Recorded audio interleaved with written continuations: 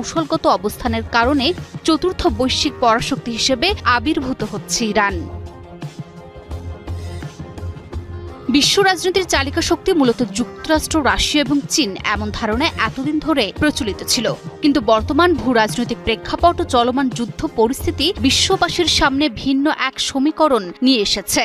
আমেরিকার উস্কানিকে পুঁজি করেই আমেরিকাকে ধরাশায়ী করার কৌশলে ইরান আরও একবার বাজিমাত করল।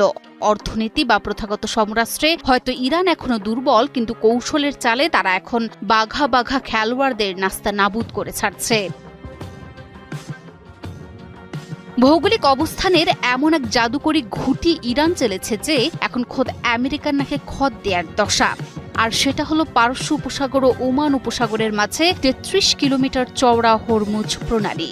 ইরান এই প্রণালীর উত্তর তীরে অবস্থিত। যুদ্ধের মধ্যেও পুরোপুরি বন্ধ না করে শুধু হুমকি, ড্রোন হামলা বা